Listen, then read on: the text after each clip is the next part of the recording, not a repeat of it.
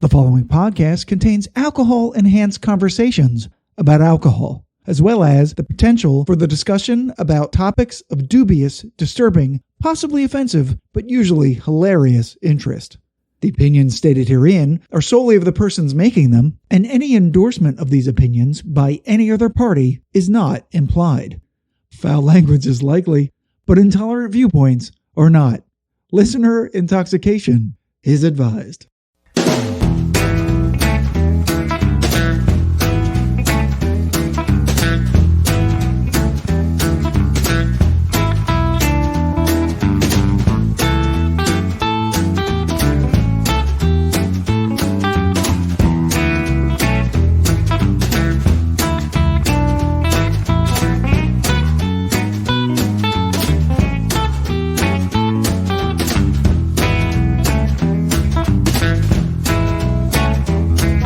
Hello and welcome to episode 47 of the Whiskey Tangent Podcast. I'm Scott. And I'm Ed. And if you recall, just a few months ago, we had our 100th podcast for which we did a reboot of our very first episode, Bullet versus Redemption. Yep. And well, we like doing that so much that we decided to reboot our second episode too, released on the same day almost 2.5 years ago. Basil Hayden versus Old Grandad. Two historic, iconic, and popular whiskey brands that have a shared patron saint, a shared home distillery, and even classically a shared mash bill. And just like that first reboot, we have two new expressions for each brand. But unlike that first reboot, which Ed and I did all by ourselves, sad.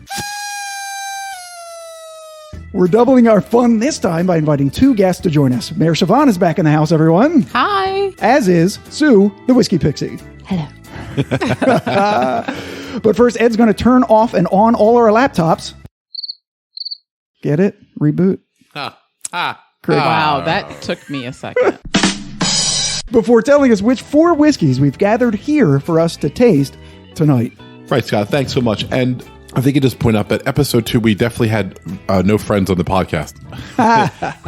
It was just us. You started this to get friends. Yeah, right. Yeah, that's true. I mean, I don't know. I guess I envisioned, like, we didn't really think about when and if we would bring guests on. No, we didn't. When did we have the first guest? Do you remember? Was, 5? Episode 5, yeah. Right. So today, to Reboot, which was the original, we did Old Grandad Bottle and Bond versus the regular Basil Hayden. Yes. So today we're going to do original Old Grandad, which I don't know I signed up for that. I mean, I'm not sure what I did wrong. I mean, it's going to be interesting. I haven't had regular bottom shelf Old Grandad, 80 proof, since I was at probably some wedding a million years ago. Yeah, it was the whiskey that turned me off to all whiskey for at least 15 to 20 years. Wow. Yeah. So to make up for that, we're going to have the Basil Hayden Toast, which is just out and creating quite the buzz and controversy, which I'm sure Scott will let you know about. And Basil Hayden Dark Rye, one of our all-time favorite, maybe my favorite American whiskey at 80 proof, me personally. And then just because we can't help ourselves, Old Grandad 114, which might be the bargain priced high proof bourbon on the shelf today. That's still around $31 for a 114 proof spirit. So if you're someone who likes high proof cocktails, you know, here is a guilt-free selection you can get to make those high proof Manhattans or old fashions and not be wasting a $60 or $70 expression. Right. And I'm excited. And I think that the 80 proof makes it very approachable. Sue, for example, who has grown tremendously as a whiskey drinker, I think might appreciate the 80 proof as opposed to some of the 115 and 120 stuff we've poured down her throat. We've waterboarded her with. And then like a shot of Red Hots just thrown into my mouth. Right, and then we sit till 2 a.m. like, can you see the road yet? Do you think you can? Where are your keys? You don't know where your keys are? Okay, then we'll wait another half hour. It's okay. It's happened. Let's just text your husband, let him know that you're okay. Yeah, exactly. So all of these whiskeys are from the Jim Beam Distillery, Beam Suntory now it's called. I do have a history of this. We've never done the full history of Jim Beam. We've done it in bits and pieces, as alluded to on our short that we did of the Jim Beam Bonded. We talked about not having done it, and we weren't going to do it then. This is now when we're going to do it. It's long, so I'm going to do it in 2 parts. So I'm going to do the first part now, and then when we do the second 2 whiskeys, I'll do the second part. Right. The first part is like pre-Roman Empire, right? Like 600 BC or something. Well, like most, it's... Right. Before Prohibition and after Prohibition. Exactly. Right? Pre-Prohibition and post-Prohibition. So, part 1. The Jim Beam story starts before Kentucky was even a state. See? In fact, it starts before there were any states at all. You see, in the mid-1970s... 1970s. Wow, that's Holy State shit. of confusion. Right before Studio 54. After Steve Rubel was arrested. Right. Cocaine everywhere. The Oakland A's, what a team. No, wow. Okay. You see, in the mid-1700s, Okay. a little different, German, Scotch, and Irish settlers were already making rye whiskey in western Pennsylvania, but when the fledgling U.S. government began offering incentives to move west and grow corn, many families packed up and relocated to the Kentucky region of what was then Virginia. Among them was Jacob Beam, Beam number 1. Who mashed and distilled his excess corn into a new, sweeter kind of whiskey. Jacob sold his first barrel of Old Jake Beam Sour Mash in 1795, not 1975.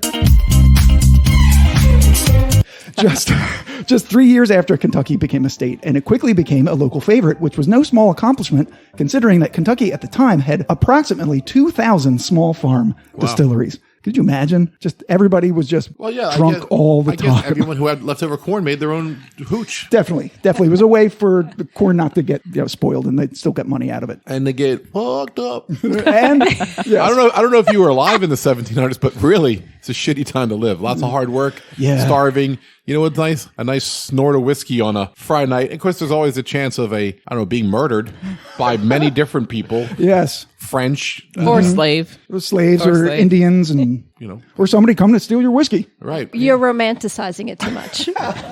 Scurvy. Plagues. Right, I know. Shavonne already took us to the... I'm here to remind you. Right. So, in We just cancel cultured Kentucky. We did, yes. Sorry, Kentucky. In 1820, David Beam, Beam number 2, took over the family operations from his father, Jacob, at a time when bourbon could really only be distributed practically at the local level. However, David sensed a change was coming, and so he enlarged the distillery, engorged it, I think. Transitioned from pot stills to column stills, and renamed the whiskey from Old Jake to Old Tub to match the name of the distillery itself. Also, now with the arrival of steamboats, distillers could expand out of their local areas, and David took full advantage. But this created a problem with barrel shortages. So distillers began putting their whiskey in used barrels that had often previously contained fish or vinegar. Jesus. Which, as you can imagine, had some unfortunate side effects. What would cause you to do that? I guess maybe they didn't realize that the flavors would get in the whiskey.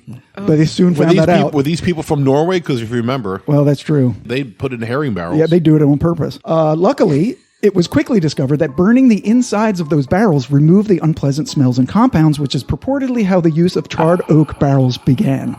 Wow. I know, isn't it cool? Very interesting. Also, because steamboats were slow moving on their trips to New Orleans, where most of the whiskey was transferred for wider distribution and sale. By who? Probably French vampires. Soon to be Sazerac. Go ahead. The spirit had extra time to seep into the wood and extract the caramelized sugars created by the charring process, which today, of course, we know is how all whiskey is made.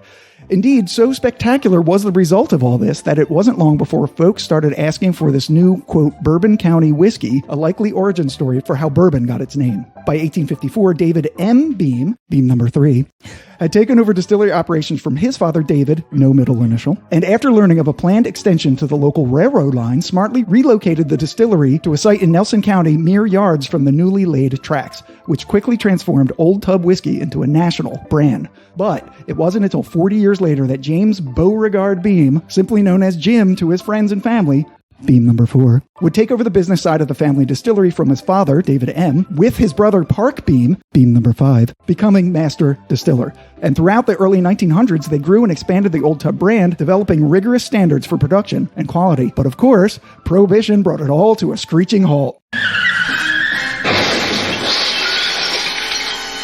And adding insult to injury, Beam was not one of the 6 distillers granted medicinal licenses to continue producing whiskey during that time, because just as Prohibition started, a rampaging mob of temperance-loving hooligans tore down the entire distillery, smashing all of the remaining barrels of whiskey, and Jim Beam was forced to give up his life's work.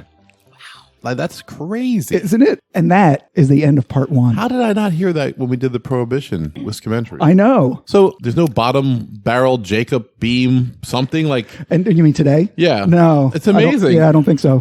What a bunch of bastards over at Jim Beam. Like, I mean... Right, Jacob sorted it all. Everybody else gets something, right? Right, old Jake Beam Sour Mash. I'd buy it. Right. I mean, they've made stuff from everybody. Everyone's got something named after him. Yeah, they do. The guy founded the whole damn thing. He's your great-great-grandfather. Selfish. Seriously. I mean, it's none of my business. It's a family thing. It's not my concern, but I'm surprised that you couldn't have found some way to have a Jacob, was it Jake? Old Jake Beam Sour Mash. Come on. Source it, for God's sake, if you don't have the time. Well, maybe they're planning something for like a Maybe. 1,000-year anniversary. I was gonna say they've had a century or so to put that It's together. a 100,000-year anniversary. So now we're going to release the one who started it all. I mean, Jim was quick to name the company after himself and just kicked out all the people. His great granddad, his granddad, his dad just threw them right to the side. Him and his brother was his cousin. Park was Jim's brother. Oh, his brother. Yeah. Jim's Hey, you know brother. what we should do? Let's just name it after ourselves. Yeah, Park, good idea, but how about just me? I got a better idea. How about me? How about just me? Because who the hell wants a Park Beam? Right. Right. You have a shitty name, sir. Yeah. We're going to go Jim Beam, all right? That does come up in part 2. And one day we're going to sell it to someone in Japan and just confuse everybody Oh, and no. then and Right. make half of America angry. Right. Spoiler alert. yes. So I also have one paragraph, and then I promise we'll get to drinking, about old Oh, for grand. fuck's sake. I can't believe I'm looking forward to drinking regular old granddad. I cannot wait. This was part of It's the plan. just like tempting me. Yeah, seriously. So we did the history of the old granddad brand on that episode too. Right. So we weren't terrible back then, but we feel like we were better now. So that's why we're doing these reboots. So just a real quick one paragraph. Old Granddad. Old Granddad was first bottled by Colonel R.B. Hayden in 1882, which he named after his grandfather, Meredith Basil Hayden Sr., and later sold to the Wathen family, who eventually formed a company that would become National Distillers. They would market the brand through Prohibition and into the 1980s, after which they sold their entire spirits business to Jim Beam Distillers in 1987, which is how they got the brand. Today, Old Granddad comes in just 3 expressions, as Ed alluded to earlier, the 100 proof bonded that we did on episode 2, and the 80 and the 114 that we have here tonight. All right, so we're going to drink the old granddad. Yeah, finally, Scott. Mash bill is Oh, goddamn times. Yeah, Jesus. 63% corn, 27% rye, 10% malted barley. Considered a high rye bourbon because of its rye content. It's 4 years, and the mash bill is shared with the Basil Hayden bourbons. It's unique among all Beam Suntory products. Yeah. As all other bourbons in their lineup share a different mash bill, which is 75% corn, 13% rye, and 12% malted barley, which is not high rye. Right. So the Basil Hayden and the Old Granddads are unique to this mash bill. Correct. 80 proof. Let's Yeah. give it a snort. Give it the old whiskey tangent try. All right. The smell is a traditional. Now that I'm looking for rye, I definitely do smell a little bit more rye notes in it than I've ever really thought about. Interesting. It doesn't have a bad nose. I've never smelled Old Granddad before, the regular. This is my first time. First time. So I smelled it twice, and I felt like the first time it was very loud. Yeah. But then, like the second time when I did it, it seemed like it was muted. Yeah, it's not so bad. Yeah. It's also, you might have blown out your nostrils for a second. You might have to wait for a little bit again to get your sense of smell back. Although this is not very high alcohol. Sometimes you can do that if it's very high alcohol. Yeah. I want to also say that there's a large contingent of people that like Old Granddad. These are the same PBR guys that like sit on the porch and drink Pabst Blue Ribbon. Yeah. They'll swear by a shot or two of the Old Granddad or just Old Granddad neat in a glass. And I don't need anything else, they say. And you know what? For the price, if you like it, $23, go crazy. Yeah, and bar managers like it too because it's cheap. It's consistent, and you can put it in cocktails. It's their well bourbon. It's a lot of places. And everyone recognizes it. Yeah, and everyone has it. What did you get off it, by the way? I mean, I got a lot of corn and just sweet, basic notes. Exactly. Very generic. I didn't get any citrus or anything like that. All right, let's taste it. Oh, man, it's harsh. It really is. Woo! But not a terrible flavor, I will say that. Yeah, It's better than I expected. For 80 proof, it's really fiery for 80 proof in your throat. Like It's aggressive. Yeah. aggressive. It's a way to put it. It's aggressive. It's like when we were making you drink the higher stuff. Drink it. Sorry. The I flavor. let it sit on the tongue. Yeah. And I got like a creamy, like buttery, thick, Oh, okay. But then I let it go down, and wow, that was a mistake. The finish is harsh. Yeah. The finish is terrible. I thought it was going to be light. I'm like, all right, But- this is okay, and then it went down the hatch and just bad things. Yeah. I agree, though, that it's very vanilla corn on the forward. I see what you're saying there. The finish is terrible, but on the initial tip, I get a lot of cinnamon actually. Yeah. And I see why you can make a drink with this because there's so much fire in it that it doesn't go away. If you drank this for 30 years, I guess you'd get used to it and like this is your whiskey. So good for you. If you really had to, you had no other choice. I mean, It's not so bad. I mean, if I mix this with like ginger ale, I can drink this all night. Yeah, I mean, if you have your taste buds removed, it's awesome.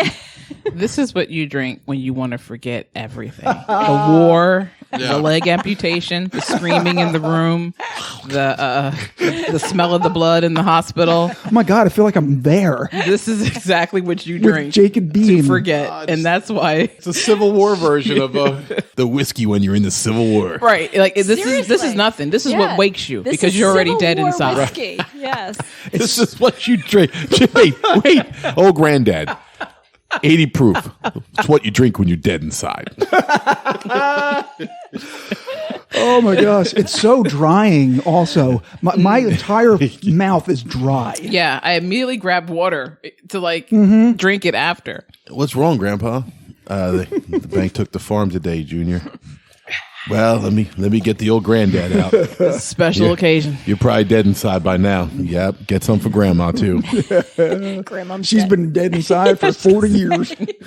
Copyright and all citations go to John Cougar Mellencamp for the Farm Aid reference. Oh, I saw him at Farm Aid once. oh, did you? He put on such an awesome show. No, he could do really good Yeah. songs. Like Paper and Fire is a great song. Yeah, And yeah. of He's got a course- lot of great songs. Yeah, was it Blood on the Scarecrow? That was Yeah. actually, that was Blood on the plow. That I always choke wanted you. Metallica. Oh, Rain on the Scarecrow. Rain on the Scarecrow, Yeah, I always wanted Metallica to do a cover of that. Blood on the Scarecrow, rain on the plow. He did like a really good version of what is it, The House? Pink Houses? No, Oh. not Pink Houses. Oh. I can't remember. But he did not do Jack and Diane because somebody from the audience kept screaming, "Play Jack and Diane!" Oh, and they never played it. And he never Siobhan, played it. until Siobhan broke a chair over him. No, he did Just not. shut him up. I was just standing like, dude, stop embarrassing yourself. Suck it on, chili dog. Outside the Dairy Queen. Oh no, was it Tasty Tasty Freeze. Oh damn it! Yeah. Fucked it up. Okay. So I sang badly and sang the wrong lyrics. That's okay. But it was a great show. And Yeah. I think you know what? I think John Cougar was supposed to be on this month in the podcast. He couldn't make it. Yeah, he couldn't make it. So you know, Oh, it was, we send our regrets to him. when the houses come tumbling down. That's Oh, the walls. Oh, yeah. When the walls come On the tumbling walls. down. That's The it. walls. Yeah. That's it. Come tumbling down when the walls come tumbling, rumbling, tumbling, rumbling down. Yeah.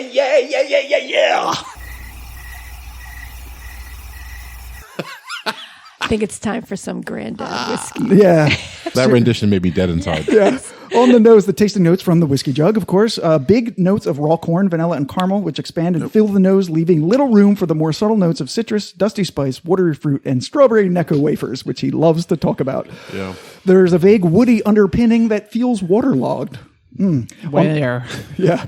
On the palate. What? Dear mother, thank you for the strawberry Necco wafers and the old granddad.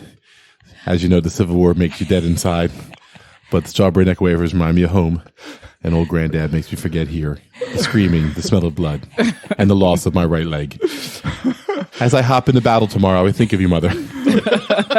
And my bottle of old granddad, if I make it through. If I make it. If I don't, Annabelle And can have my horse. Charles.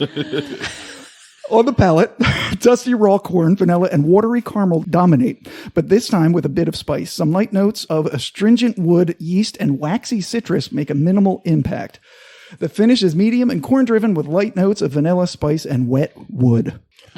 I will say putting a few drops of water in it made it a little bit better. Oh. It really did. You can only It really did take the improve finish. it. Right. The 5 drops of water took down the finish to a point where I actually could taste some of the vanilla and corn he was talking about without getting it overwhelmed. Shavonne is doing what she normally does when she doesn't like a whiskey. She gives it to either me or Ed. Like she doesn't say anything, but inside is like, I see her reaching. She caught my eye and she reached over. I was like, yes, okay, here we go. She tried my way. I'm like, no. I did. I was like, no, I don't need an extra old granddad. It is a little better with water on it. Surprisingly, it does, as Sue said, it only can improve it. I get a little bit more cherry fruit flavor to it. It's crazy. It begs you to put ice cube or water on it. Yeah. For your own salvation, or ginger ale, whatever you want to do with it. But if you're going to drink it in any straight form, at least put 5-6 drops of water on it. I suggest a cube or two. Yeah, ginger ale would be great. Everybody knows if you got to put ice in old granddad, you didn't see any action. Right. Oh. That means You must have been a cook or something. Or the guard, color guard. With all the veteran cooks, please send your hate letters to whiskeytangent@gmail.com. Attention Shavonne. Attention HR. Attention report yourself. Oh, shit. Okay, so the second one we're going to do is the very high expression of the same mash bill, the 114 Old Granddad. Right. I'm fascinated to see the comparison of the two completely different proofs. Right. Yeah. And also the age factor. What's the age on the 114? There's no age statement. It used to say 6 years on the bottle. There was a 6-year age statement, but now it's artfully aged like everything else. Yeah, and now it's assumed to be about 4 to 5 years, which is a big drop down. All right. So basically, they take some old granddad out of the barrel and they proof it down to 80, and then the rest they just dump in the bottle and same time. And then proof it to 114. All right. So, God, I literally just burned my left nostril. I may never smell of it again. It's like my left nostril has COVID right now. Oh my God. I've lost the sense of smell in it. Oh. It was so fiery. I definitely was too close to the glass. Guess who's the amateur tonight? Oh. Today, Shavonne is the teacher.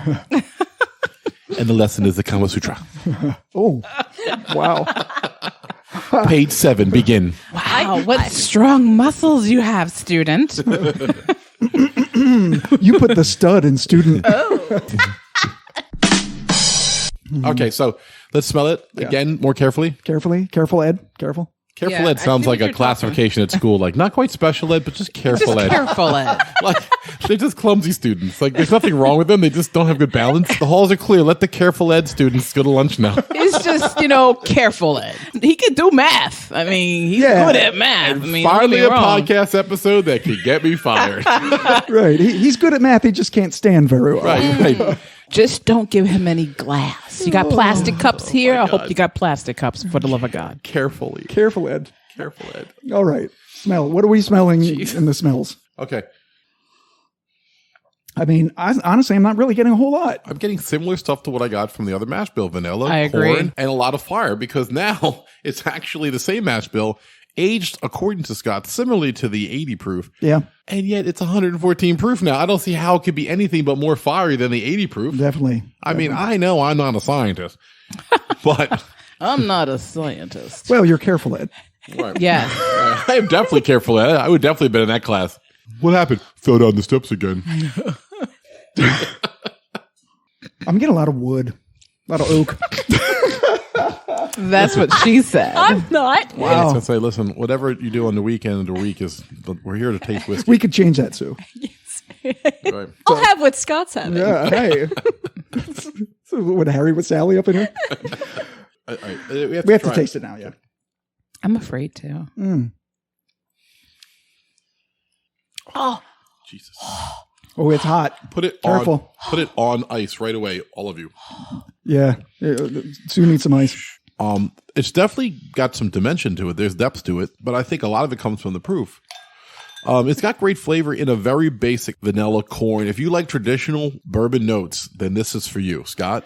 This is peppery. I can totally taste the rye on this. Right. Whereas I didn't really taste it in the 80 proof. I taste it so much on the 114. I'm going to drop some water into it. Yeah. We definitely need to take this down a little bit, maybe to 100. Ooh, with some water, you get some citrus in there. That's really nice. Excruciatingly and surprisingly tolerable with the water. I am very shocked. Yeah. Yeah. Oh, much better. Sue just did 2 shots of water to her drink, but I think it's fine because... and ice. Yeah, she got ice in it and she dumped half the bottle of the dropper, the distilled water into it. I mean, that was hysterical, but take a sip now. It's going to be really different for you. Better. I'll quote Shavonne, it's tolerable. Okay. Surprisingly tolerable. Yeah. Yes. That says right in the bottle. Old Grandad 114. It's surprisingly tolerable. It's my throat is burning right now. Yeah. Yeah. And it's like going down to the chest. Yeah. and Right. It's it's not that cozy, warm. Siobhan, rub that out you for her a little know. bit. Her chest is a little bit warm. Just No, I'm good. She's okay. Okay. Wow. She's okay. I swear it is. You want to feel Yeah. it? No. Seriously. All right, then kiss. Wait, sorry. Oh my God. So, hey, listen, we call that a Kentucky hug, right? Yeah, Kentucky hug. But This was like a. Well, you guys are going to an have you do a. assault. Wait, a Kentucky hug. We're looking for a Savannah scissor. did you hear what Sue said? What? She's like, it's more like a Kentucky assault. No, that's Mitch McConnell. Oh, just got political up in this bitch. But yeah, Sue, it's very fiery, even proof down because it's extremely spicy. There's a lot of wood. There's a lot of rye I think I'd spice. like it. Again, with the wood. We're like children. It's like 2 or 3 woods. It's coming at you from different directions. What, are we golfing here? What's happening? Oh, wow. Hey. You know, I like it with water on it. We've had this before. We've had all these expressions before, but really examining them and tasting it, this, unlike the 80 proof, which I remembered being really terrible, and it's not really terrible, it's just basic terrible. This I really liked before, but now I like less. I think it's because in the last 2 years, we've drank so many high proof. We really It's have. all relative. Yeah, it's all relative, yeah. exactly. But I still stand by the fact that if you're looking to make an old fashioned or Manhattan with a high proof for $31, you can't go wrong for this. I mean, let's be honest. don't know. At 114, if you're making a drink, I think we have so many better options. We do. that's fair. We do. I'm Yeah, just. you know. I mean, I'm focusing on this brand, but you're I know. 100% right, Yeah, Siobhan. You're yeah. right. It wouldn't be what we would go for, but I'm just Right. saying, Like if you had to choose between, like if you went to some liquor store in Kentucky, Yeah. which just would be ridiculous me using this as an example, but Right. let's say they only had 2 kinds left. and Right. It was either the 80 or the 114. And you had a gun to your head. Right. Definitely pay the extra $10 to get the 114. absolutely. Yeah. You can do more with it. I think that's what we're saying here. This is Exactly. absolutely better than the 80 proof by a mile. yeah. But other ones at this proof level, not as good. At this price level, I don't know. There's 30's kind of Well, I mean, really cheap. if it has to be 114, we have Old Overholt and Evan Williams Yeah. Bottle and Bonds that are at 100 proof. I mean, Yeah. if that's not enough for you, and that's $21 or $19, depending on where I'd you get save that. a lot of money because I'd get a big empty container and Like a quart of wonton soup container. yeah, and do half and half of water. no 3/4 water and this would last me so long. Then I get my money's worth. She would There you actually, go. she Yeah, actually, would. she would get a glass of water, Scott, and she put the whiskey in the dropper, and then she would drop 6 to 10 drops of the Gold Grandad 114 into her yes. water. That would be more fun. Why not? Yes. It's a way to go. Yeah. Oh, Okay. Oh, wow. That was a big it's just exhale. I'm It just- really was, wasn't it? It's just like we come on here, if I can just complain for a second. We come on here and we try to do a reboot, and we try to do science. I'm thinking, what else could I have drank tonight? I'm stuck here drinking this 114. I mean, this is what we do. I hope you appreciate this, America.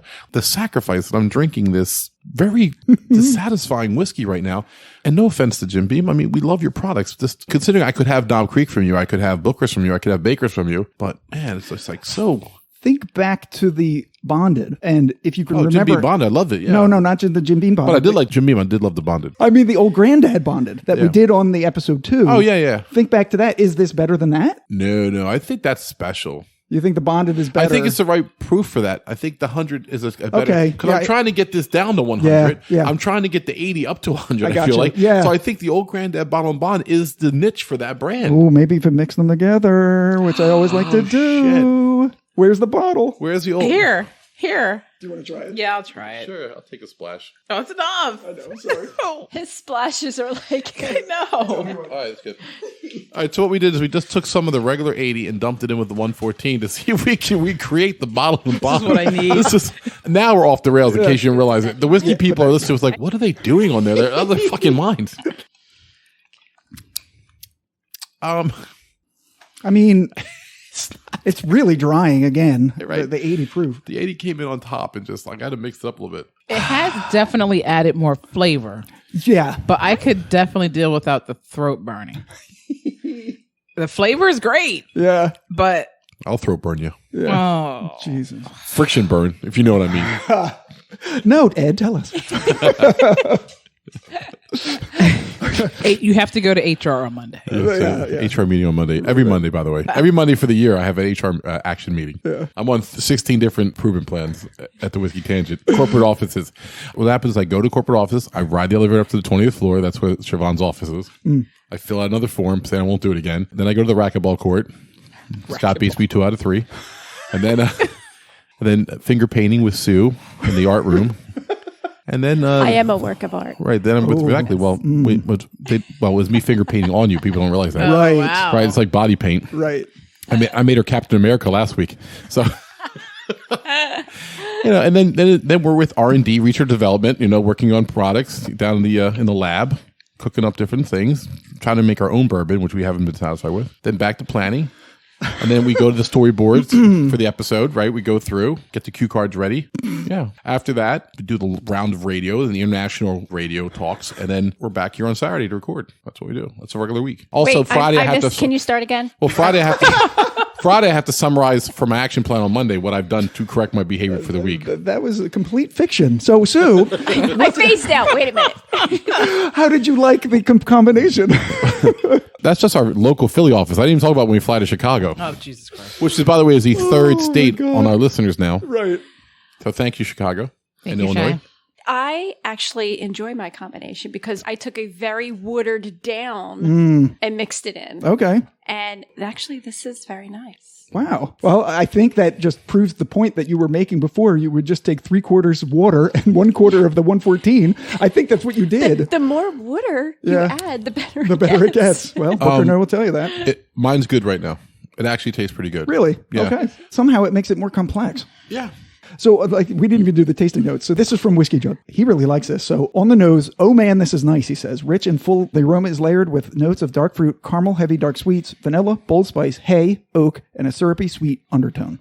On the palate, nice and rich with oak, caramel, heavy dark sweets, and dark fruit mixed with notes of leather, hay, pepper, and baking spices. A light bit of vanilla comes and goes like a flash in the distance. On the finish, lowing and oaky with bits of hay, chunks of caramel, and a light drizzling of syrupy sweetness. I mean...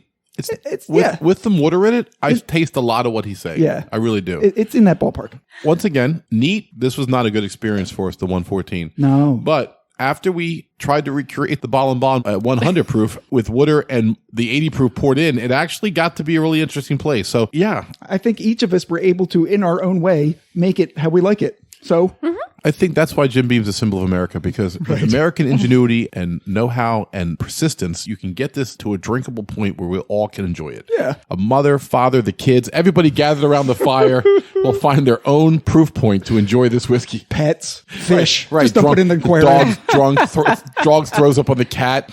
Americana. All right. So we're going to take a break and hopefully come back with Basil Hayden expressions that we like a little bit better. Right. These are 80 proof, but man, I mean, the Dark Rye, I love it already. I've had it many times. The toast is kind of new for us, and so we'll give it a try and see what's going on. All right. We'll be right back.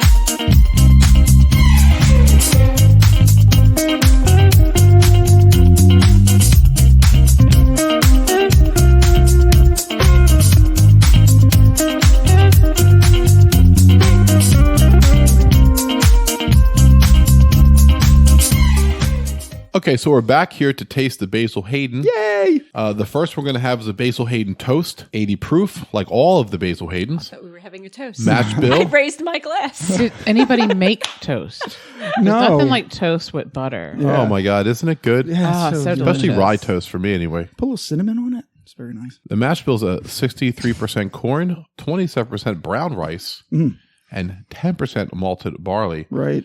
The toast name comes from the fact that the already aged whiskey is finished in a new toasted barrel. Yeah, it's double oaked. I have a few more fun facts after we taste it and all. All right. And Scott, so what else we have going on? All right. So I'm going to do part 2 of the Jim Beam history. But before we do that, we have a tradition here on the Whiskey Tangent podcast that if you have been on the numbered episode 5 times, you get a jacket. And today we have a jacket for little Miss Sue, the Whiskey Pixie. Yay!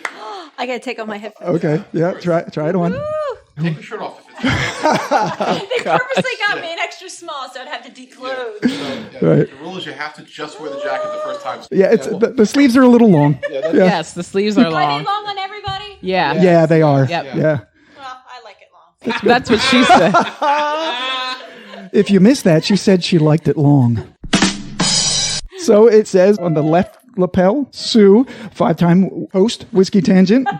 On the right side, it says Whiskey Pixie. Pixie. Oh, that's so perfect.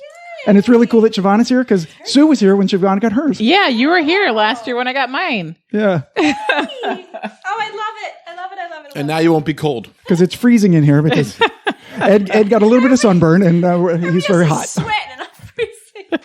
Who thinks you're going to get sunburned in October? I know. Well, It's hot today. The sun is still the sun, man. That's so deep the way you just put that like that. Yeah, man, like the Yeah.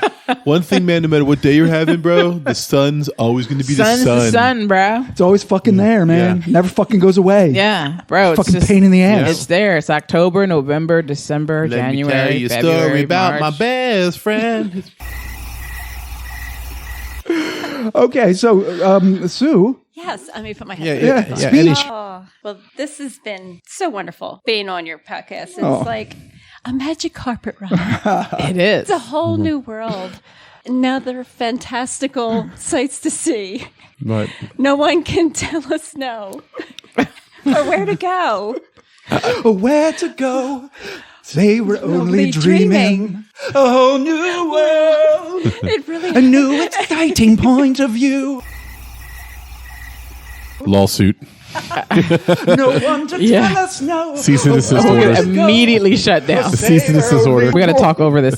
Talk over it. Talk over it. Sue The got Whiskey her Tangent jacket podcast. and they got shut down. Has no rights to that particular song or the musical related to it. All right. But this is, yes, thank you very much. Well, It's- congratulations. And you had actually hit the 5-episode mark when you filled in for the ladies, but the jacket wasn't done then. Because you weren't supposed to be there. It was en route. Right, like we literally texted you 3 hours before it happened because Dre couldn't make it, and And we didn't have sadly, it. you can text me 3 hours and be like, on a Saturday night, and I'm like, yeah, sure. Yeah, she's like, yes, God, please. No, it was we're like, well, we can't bring her on. We don't have the jacket. Scott's like, we can do whatever we want. It's our role. It's our podcast. She'll get her jacket when we get her jacket. What Yeah. are we supposed to do? It's coming from China. Right. And Sue can't count. right. We're betting, Jesus. Right. We're betting on the fact that she's not sure where she's at. She's We did. confused. That was part of the conversation. It's so great to have you on your 4th episode. Right, we just started lying to her. Right. I thought it was no, that one didn't count because it was the summer equinox. And it's, Right. if it was the winter equinox, it would have counted. It's forever your 4th episode. Is that what you're saying? Right. Right. I thought last was for no. You just can't I count. think we would know. Oh, man. We're really strict on these things. We make sure we count accordingly. But if you remember, the way you messed it up was you took like half a day off one time. Remember? Yeah, you did half the episode. You came in halfway. Right. So through we the decided that episode. wasn't technically a full 5. This is how we justified to ourselves. Math is hard. Yeah, man, that's hard. Especially for Careful Ed.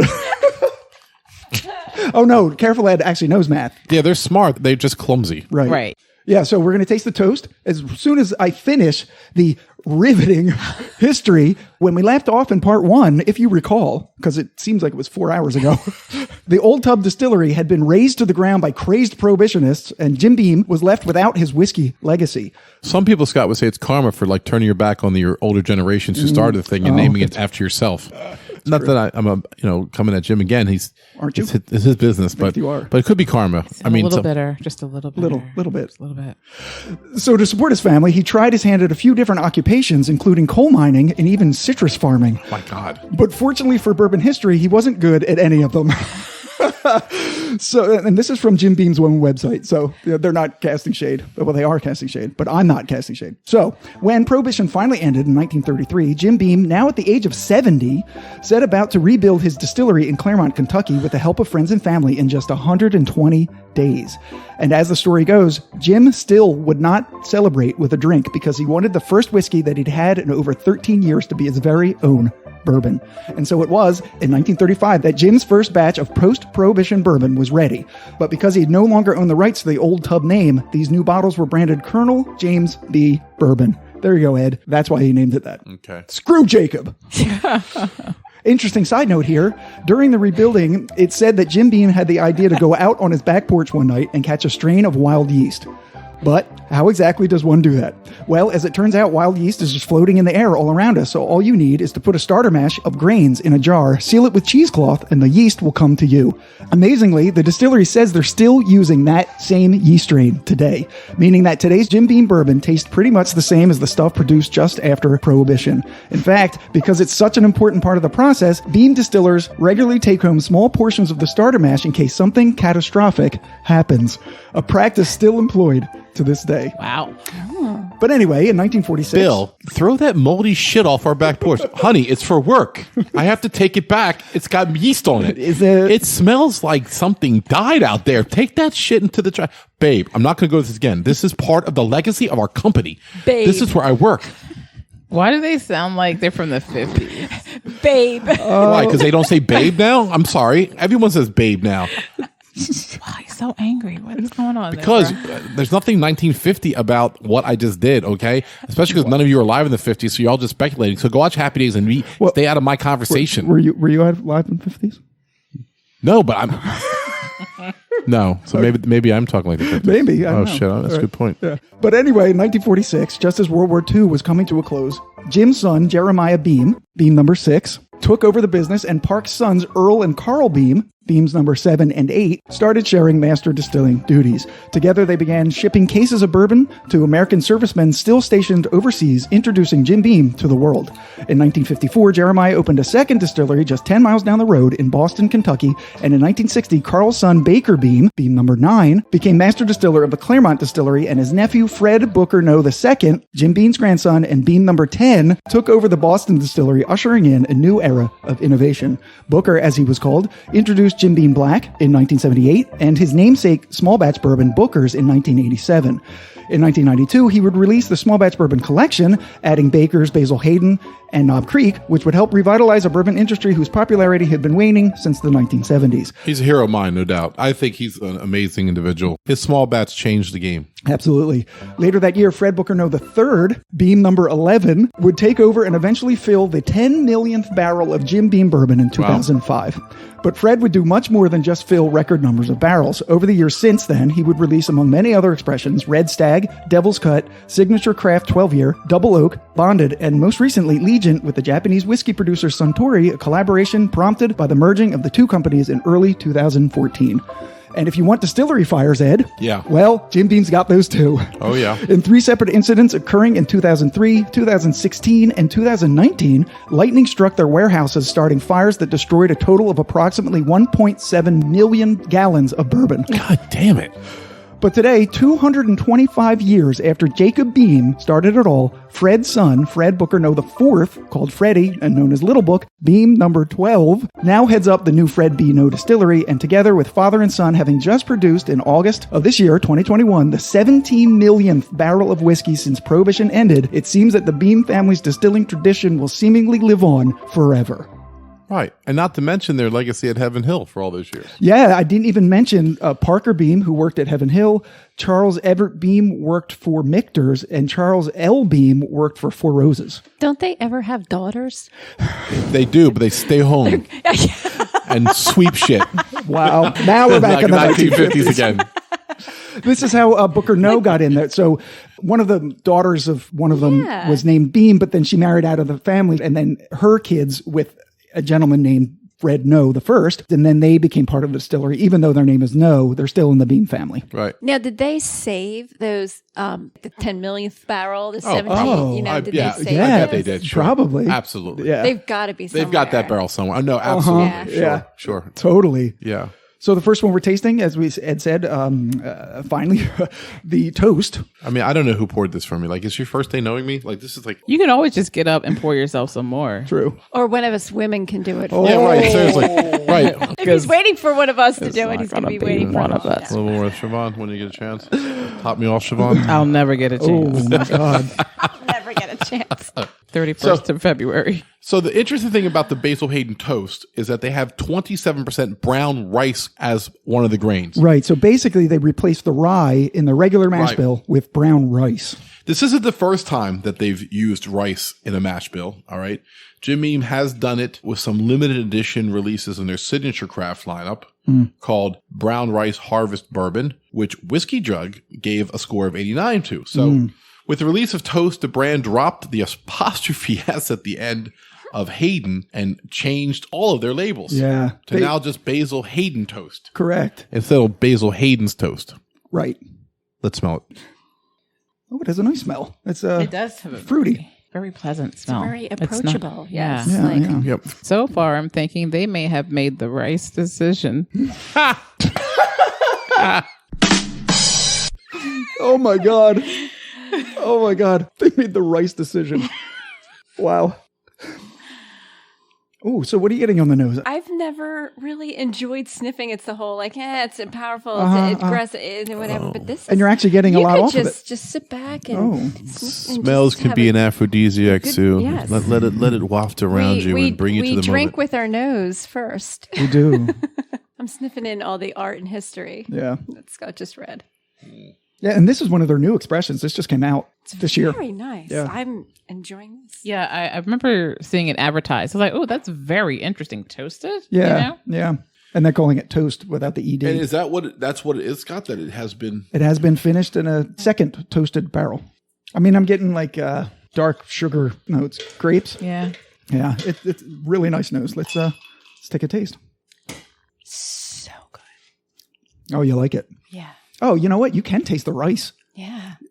But Yeah. I was tasting just as you said the brown sugar. Oh, Spot on. yeah, Yeah. yeah. Yeah, it's interesting. There's like a. It has a weird finish. Is it woody or leather? Like what? It's Something. It's something not fruity. Like there's a fruit on the smell and in the beginning. Yeah, But it finishes really weird. I got. it does turn a bit. It's not an oak. Yeah, I mean, definitely oak. I'm sure it's from the second. So you're not getting that? No. Really? No. Did you have? Yeah. Did you put water on it, or are you Nothing. drinking it It's neat? neat. Okay, Yeah. interesting. You're not getting any wood at all. It's a shame. I know. Jesus. Yeah, I like the beginning of it. Let me put some water on it. Water doesn't help it a lot. No. Water just leaves finish. I'm getting You get leather. more I'm of getting it. more of a leather after I add Yeah, the Okay, water. yeah. Right. It takes the sweetness away when you put it on water, and you just have that leathery, Yeah. kind of oaky Yeah. leather finish. Rubber. It might kind of like a little Gimp-Mask rub. finish. Like I've got a ball gag in and the hood on. Wow. And I'm in the cabinet. Yeah. And then I swallow, and it's like, oh, there's whiskey there too. Wow, that's descriptive. In like a very, very specific, disturbing way. Yes. So I don't know. To your point earlier, Shavonne, I don't know if they made the rice decision. For the smell they did, but not. That's so interesting. We all really like the smell and the taste. I don't know. Sue is still liking the taste. I don't think this is 4 years old. I was just saying at least 4 is what that means. That's all you have to go on. They don't give you any more than that. They did not. And the only reason I'm saying it's at least 4 is because they call it a Kentucky straight bourbon. And if they call it that, it has to be at least 2 years old. But if they have no age statement, it has to be at least 4 years. Right. A Kentucky straight double oaked bourbon. Right. Yeah. Okay. And yeah, because I couldn't find the age statement anywhere, and they're not saying. Well, they don't have it. Yeah. It says on the bottle, artfully aged, which is marketing for not 9 years anymore. Yes, Yeah. exactly. I don't like it as much as the one we're going to drink next, the Dark Rye, or the regular Basil Hayden for that matter. Not even close. I agree. So let's go through the tasting notes. Okay. These are from Breaking Bourbon. On the nose, a slathering of baking and campfire-related scents are immediately gripping light Stop. brown. What campfire related scents? It's Like so smoky? I guess? I don't get smoky. I don't on this. either. I don't so either. I mean s'mores. S'mores. Oh, that would be Smokey nice. the Bear. Light brown sugar, caramel toffee, buttered toast. Shavonne would definitely have called that out if it was there. We Yeah. disagree. Yeah, because we were just talking about it. Yeah. A touch of cinnamon and light smoke. Again, no, you're right. I'm not getting any smoke on this. Yeah. The palate says toffee, butterscotch, sweetbread, and a touch of almond, creating a cohesive flavor profile. The finish, they say cinnamon, hazelnut, and leather. Ding, ding, ding. Yeah, Drive definitely the sip home, leaving a savory taste on your tongue as the finish introduces spice and a touch of dryness. Now, that finish is spot on. I just don't happen to like it. I just drank it neat again, and I'm trying to see for smoke. No. I just don't get it. Yeah. But you are hot, though. You're already smoking. She just caressed my arm. Now I'm really hot. Wow. Are you rising? Yeah. All right, so Now, Now what? Shavonne is uncomfortable. And so, Moving along. moving along to... Listen, she could have sat next to Scott, and Sue could have sat next to me. I say, still can. Shavonne bought her ticket. you bought her ticket. She knows what she was getting into. I say, let her crash. Airplane. All right, so we'll start with what we know we already like, but we've never put it through its Yeah, paces. we've never tasted it and smelled it and examined it. Right. So the Basil Hayden Dark Rye. And Ed's going to tell you all about it. So it's a blended rye. It's 80 proof. Right. Kentucky straight rye plus Canadian rye from the Alberta distillery. That's one not owned by the vampires themselves. And there's some California port style wine, which is that because they can't call it port because it's not from Portugal. Portugal. Well, obviously here, so it's port that they get from America. Right. And even though rye whiskey that isn't labeled as being straight can contain up to 2.5% of added flavoring, colorings, or blending materials, Basil Hayden won't say if the amount of port in this rye exceeds 2.5%. They're very secretive. Why won't they say? I don't know. What are they hiding? I know. So according to the TTB, the Tax and Trade Bureau, it's a whiskey specialty, not a true rye. Right. I don't know why Basil Hayden insists on being 80 proof for everything. I know. I don't know what this would have been like at 90. It smells very sweet. Yeah, let's take a smell of it. It's very sweet. It's very wine. The port. Wine. The port is really, you can smell it. Look at the color. Hold it up and look at it. Yeah. Look at it. Look at it. Look at it. Look at it. Yeah. It's very red. I saw red. When I opened up the door. I saw red. Stop it, everybody. Stop it right now. Red. Yeah, that's not actually better. More important. Yeah. Yes. More important. And more import. Oh my God. More import in. I put the port in important, and that wasn't even the word I was trying to say. Appropriate was the word I was trying to say, and so that will all be cut. Oh, Scotters. Oh, Scotters. Yeah. Smells good. Berries. It smells so different. Are you smelling rye in this? Because, there's it's a lot rye. of rye. Yeah, I guess a little bit. Really deeply. You have to really search for it. Yeah, I feel like the port is overpowering. Really is.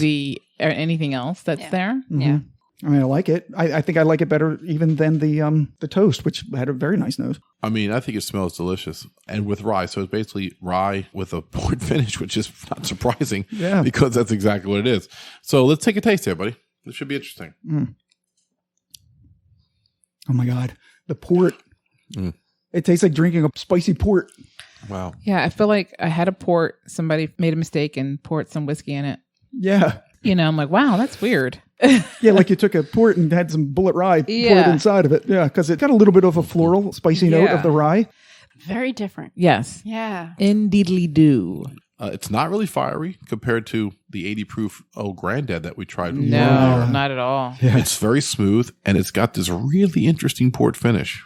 I'm just going to put 3 little drops in there. The dark rye usually gets negative reviews because of the tampering with it. The purists don't like it. Remember, this isn't finished in a port barrel like, let's say, Angel Envy. This actually has port wine added to it. The same way that their Caribbean rye, Basil Hayden, has rum added to it. So some people just don't like it. But for ryes, you're allowed to have a little bit more fun with ryes. They are not as strictly labeled, if you will, as the bourbons are. Yeah, bourbons have more rules. I'm enjoying it. It's just different. Like you said, they got 2 things, poured it in 1 glass. And so I'm just trying to navigate through that, you know, in my taste buds. I think it's a very interesting flavor. Yeah. I just have a hard time with the fusion. Yeah, No, it's not bad. I just had a hard time with the fusion. Mm-hmm. I mean, I've had this before, as Ed said. I don't remember it tasting so port forward. Yeah. I guess maybe like we were talking about before, it's all relative. And with the things that have led up to this, which we didn't entirely care for, water helped those. I don't think water's really helping this, but this is the best thing we've had all night. So I'm resting my laurels on that. Like we said, all It's something relative. I love to drink this out because when I'm out in the world, I really like to drink lower proof stuff because it's just safer. It makes more sense. Yeah. Right. And that's why I like it. If I'm in a place that has this, it's usually a pretty good whiskey spot. You know, now if Scott's driving, I drink whatever I want. Or the time that Shavonne had to drive. Yeah, or if I'm driving. When we were over your place and Right. I kept blowing a 0.8. You know, it's like, I can't drive. I handed the keys right to her. It's like, you're driving home. We each have our own portable breathalyzer just to be safe. And Oh, I can't wait to try it tonight. yeah, right. Scott's got a new one we're going to try tonight. So Yeah. Sue, there's a breathalyzer in your future. We are going to be here all night with me. Well, no, these are all little low expressions, though. Right. So Yeah. I think you're doing I sniff it and I'm over the limit. 0.6 already. Seriously. It has a special rectal attachment for extra accuracy. Wow. Yeah, I ordered that special. Right. And then Sue's like, wait, that's not even plugged in anything. Shh. It's okay. Shh. Breathe deeply from the cloth. Oh my God. Okay, so I have tasting notes. These are again from Breaking Bourbon. On the nose, fresh oak and dark berries dance in the forefront with fresh baked fruit turnover, rye spice, and a hint of green apple underneath. Palate is sweet like a big bowl of berries and plums, with a hint of vanilla dominating, and that's from the port. Yeah. Though the rye is drowned out by the port influence, as Shavonne was saying, it is juicy and dangerously easy to sip. Oh, yeah. Dangerously easy. Yes. Yeah. Oh, my God. That was your name. That was your nickname in college, wasn't it, Sue? It's Wixie Pixie now, but once upon a time the jacket would have said dangerously easy. Vanilla dominant. No, that's Ed. I'm a vanilla dominant, which means I like to go to museums and then make you look at paintings you don't want to see. On the finish. If you love classic rye finishes, you've come to the wrong place. Yeah. Indeed, as the port dominates here too, the dark berries linger and carry through the entire finish. Adding to them is a nuttiness combined with white pepper and oak. Unfortunately, the funky nutty taste lingers long after the other flavors and overstays its welcome. Funky nutty. Funky Nutty. That was my college nickname. We all have our nicknames. Wow. Vanilla dominant, dangerously Yeah. easy, and funky nutty. Funky Nutty because he used to like nut in two different directions at the same time. It would just spray. It's right. Watch out, everyone. Like a fire hose. Here comes Funky Nutty. He could bukkake two people at the same time. Oh, yeah. I guess I could. All right. Hey, Scott. Yeah. Put a dollop. Oh, no. We're going to do this again. Put a dollop of the toast in there. Should Because taste you like- said there's no rye finish, so this helps with the rye finish a little bit. Oh, even though there's no rye in it. Yeah, exactly. Yeah, because it tones down the port and you're getting some spice. And exactly what you said. And it puts the sweet finish on the nasty dry finish of the toast. And so like they both Yes. help each other in a strange way. And I know that it's bizarre that we do this, and we only do it because we have multiple glasses of stuff out And at the why same not? time. Yeah. Yeah. We wouldn't do this normally, I don't Right. think. I wouldn't go to a bar and be like, yeah, let me get a Basil Hayden Dark Rye, and could you put a splash of the toast in it? Like bartender's going to throw me out of my ear like an old Bugs Oh Bunny my God. cartoon. Like, Otters would slap you, I think. honors would be like, well, I could do it, but I'm charged for 2 drinks. Exactly. Yeah, it's and true. you can't blame them. If I have to open 2 bottles, you're going to pay for 2 price. Exactly. That's just bar science. I forgot to read the quick history of the. Oh, no. Oh, the damn Basil it. Hayden. All right, everybody's got to pour again. We got to drink again. Right. Start from the beginning. It's just 1 paragraph, and then we'll end the episode. So Yeah. here we go. Introduced in 1992 by Booker No as part of the small batch collection, along with Booker's Bakers and Knob Creek, which we talked about, all favorites of ours, which we've covered previously. Basil Hayden is the lightest bodied of the 4, as we know, but it's Not my nickname in college. lightest body. No, but it's the brand that's seen the most experimentation. Hello, Sue. Oh yeah, Sue was light body. Yeah, light body. Light body. Light body out of the 4. Yeah, light in many different Right. connotations of Dangerously the easy and light body. word. Right. Oh, wow. He said easy. I don't think that's true, right, Sue? Right? That's not true. Well, College was a long time ago. Stay in school, kids. Darn. wow. Brown chicken, brown cow.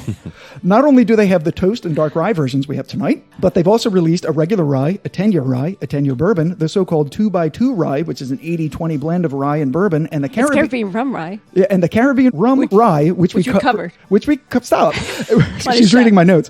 Which we covered on a short way back in season Season 1, one. and was Siobhan's very first first. appearance on the podcast. Yeah, I remember I did. Didn't I do like a commercial for it or something? I think maybe you're thinking about you were Customer the Whisker service? Tangent operator, Yeah. customer service on several episodes. I think it was the same music or similar. Might have Okay, been. yeah. Yeah. That All right, was yeah. really good. Yeah. I remember that. Yeah, for sure. Okay. All right. So overall, what's everyone's thoughts? I'm a little disappointed, really, in all of these, even though I've had all of them before. But putting it through their paces, they just kind of came up short. I like the dark rye. For me, it's a win. I respect it for what it is. It's a unique creation. I mean, Basil Hayden gives you many different rye options. You know, you can have a rye or the 10-year rye, or drink regular Basil Hayden, or the toast. How about the others, the granddads? How did you think of those? I mean, I can't justify the old granddad because the old Overholt and the Evan Williams are better and cheaper. So to me, it has no place in my life. The 114, it's a unique price point creation, and you can do something with it. Yeah. As Shavonne stated, you have to work really hard to make it work, which you don't have to do for other brands. Yeah.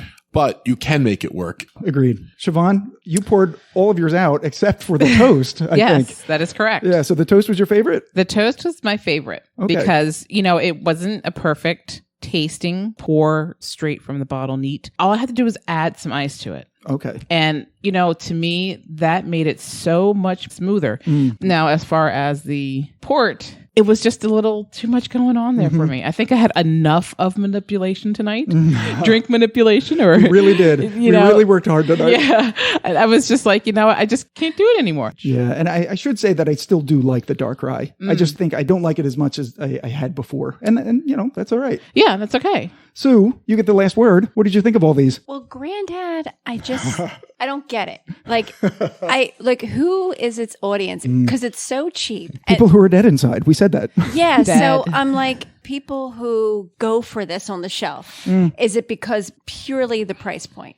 To me, that would be the only reason. Yes, and familiarity and nostalgia, and their father drank it, all that stuff. Yeah, exactly. But that's why people like the old granddad, and we absolutely don't. Oh, I love my old granddad. God bless him. Oh, he was a nice guy. Yeah, I only knew one of them. The other one was dead long before I was born, which is my family's MO, really. Well, right. Let's be honest.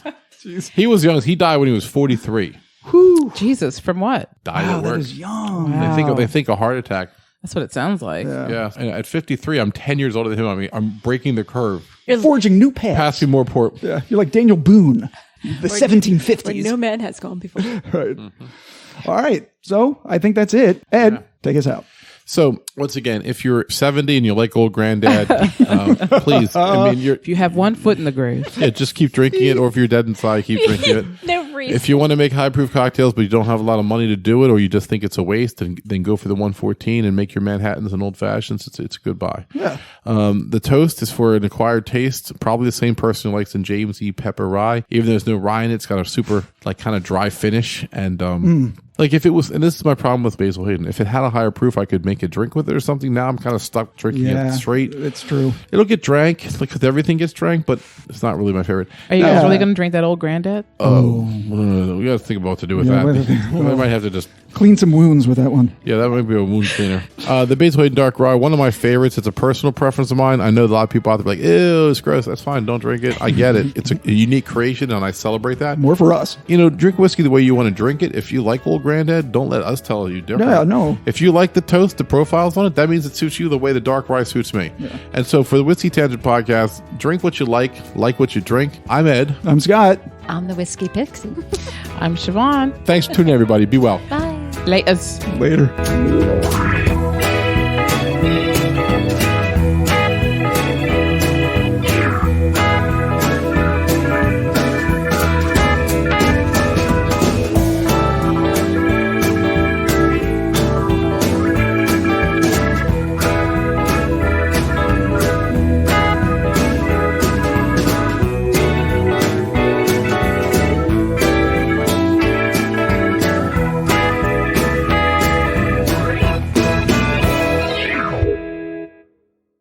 If you enjoyed this podcast episode, be sure to check out our next episode, which is way better than this one. Oh, yeah. Also, follow and like our Facebook page at facebook.com/Whiskey Tangent. And follow us on Twitter at Whiskey Tangent.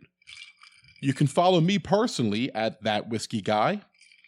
And follow Scott at Giant Cup of Awesome, spelled AWSUM, just to be annoying. Hey! You can email us any questions, comments, or love at whiskeytangent@gmail.com. And of course, you can find us always at our podcast website, whiskeytangent.podbean.com.